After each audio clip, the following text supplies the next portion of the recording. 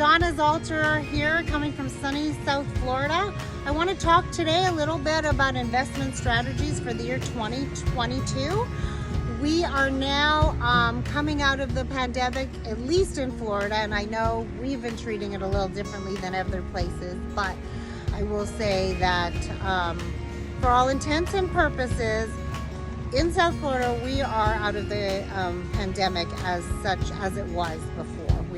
I still know people getting COVID, that's for sure, but it's more flu-like and mild symptoms. So text me or DM me if you disagree or if you have any insight into this. Anyway, okay, so what we've learned from the pandemic is in a world of the haves and the have-nots. There are those that thrived during the pandemic and those, unfortunately, that have not. So where does this lead real estate investing? I just did a 30-second video stating that, we're actually in South Florida, we're still seeing an increase of demand for our property, even though our interest rates are creeping up. And people are still financing, so it's not just our cash buyers that are coming, but we're getting an in-immigration from domestic people, so coming from California and New York and the Midwest even, who are wanting our sunny skies, our laid-back living, our low or no income tax, state income tax. And what's fueling this more than anything is that actually for the first time in the 30 years that I've been living here, we have job creation, and job creation at a high salary level. So we're seeing CEOs move here, CFOs move here, and a lot of tech companies are picking up and placing a lot of their staff here because you can oversee them remotely. So if the C-suite doesn't want to leave, let's say California, because they're making the big bucks and they don't have to, their juniors are actually working in office space down in Miami, and we're seeing it in Fort Lauderdale and in Boca actually. But I'm actually here today to say that what is happening in terms of real estate investing in South Florida. Okay, so we're going to break this into segments. You'll be able to see it on a short video format and in the long format, which is this one. So site number one for real estate investing in today's 2022 post-COVID market is this. First thing, inflation and rising interest rates. We all know that we're going to have inflation. Inflation is not fueled by anything political. It is fueled mostly by a disruption in the supply chains coming from overseas and domestically because raw materials are being affected. The cost of building materials, the cost of food, a war in Ukraine, and of course increased demand for many commodities that no one wanted during COVID, such as travel,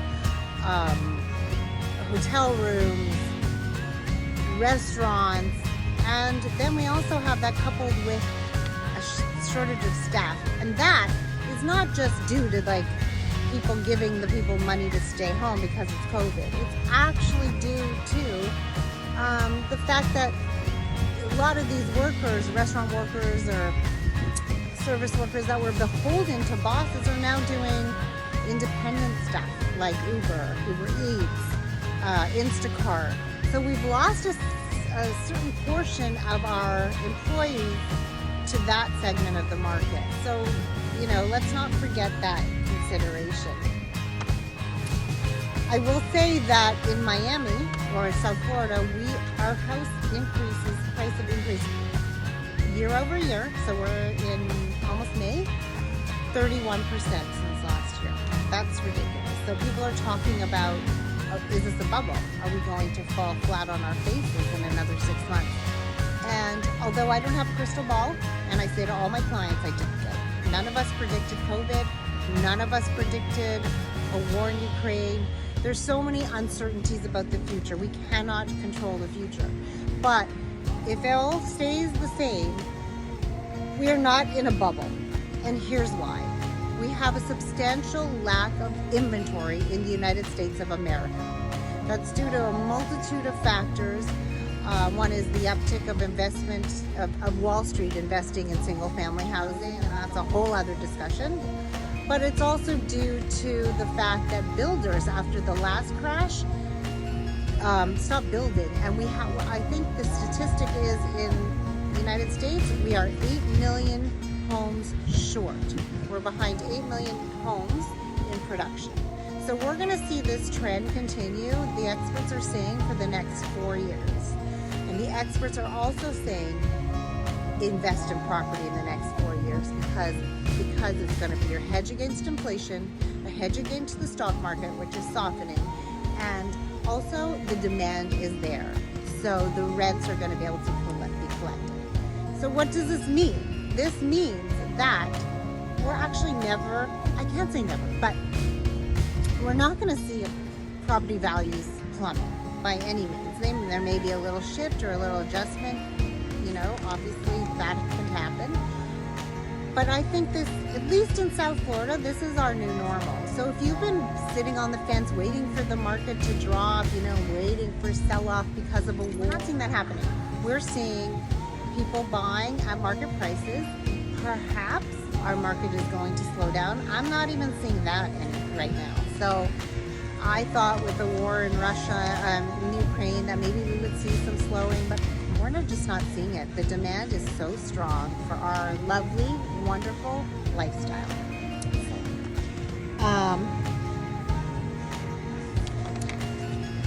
Our second investing discussion, so this will be, is that single family and multi-family rentals will remain strong.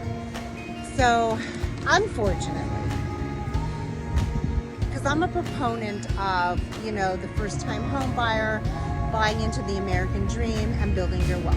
But unfortunately, Wall Street has gotten, whiff of that formula. There's a lot of money in this country, and a lot of our single-family inventory and our condo inventory has been bought up by investors. So, as an investor, because this is an investment discussion, it's actually really a great time to buy investment property because the rents remain at an all-time high. And again, I don't think, and the experts don't think, that rents are going to fall anytime soon. There's just, again, not enough inventory. It's a very simple economics 101, supply demand, and we just have the demand. A one-bedroom unit that I was able to rent last year for $2,100, $1,900 is now renting for $3,000 a month. So, and we've seen, I think it's a 26% rise in rates. No, sorry, I'm wrong. That's purchases. We're seeing a 50% increase in rates in Miami proper.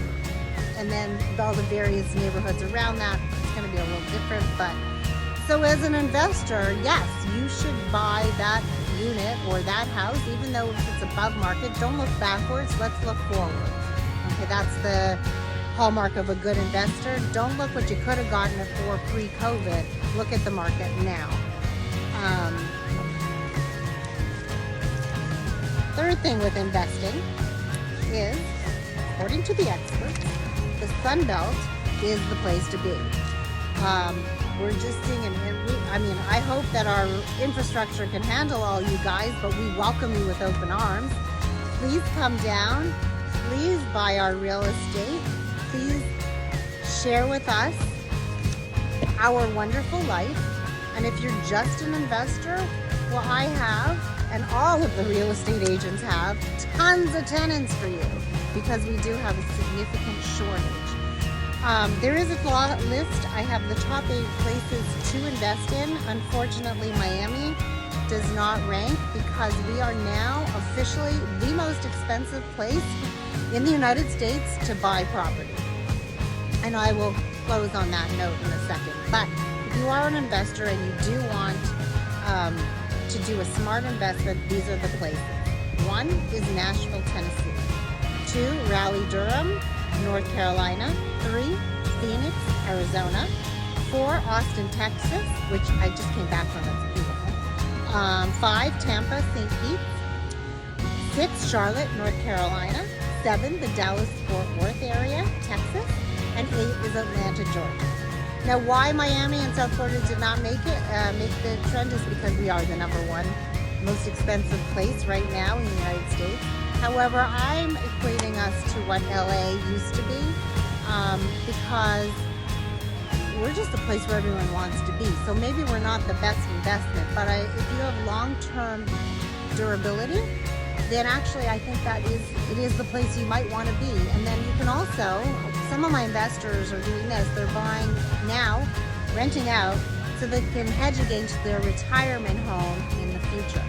I do a lot of work in short-term seasonal rentals, and I will say that it is basically an impossible market right now unless you have a very generous budget, and it wasn't always like that. So thank you for listening today.